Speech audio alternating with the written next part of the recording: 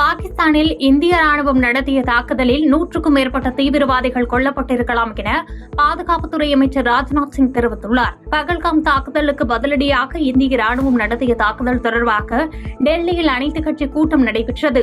பாதுகாப்புத்துறை அமைச்சர் ராஜ்நாத் சிங், உள்துறை அமைச்சர் அமித்ஷா உள்ளிட்டோர் தலைமையில் நடைபெற்ற இக்கூட்டத்தில் மக்களவை எதிர்க்கட்சித் தலைவர் ராகுல் காந்தி உட்பட அனைத்துக் கட்சி பிரதிநிதிகளும் கலந்து கொண்டனர். இந்த ஆலோசனைக் கூட்டத்தில் பேசிய அமைச்சர் ராஜ்நாத் சிங், பாகிஸ்தானில் இந்திய ராணுவம் நடத்திய தாக்குதலில் 100க்கும் மேற்பட்ட தீவிரவாதிகள் கொல்லப்பட்டிருக்கலாம் எனவும் ஆபரேஷன் சிந்தூர் தொடரும் எனவும் தெரிவித்தார்.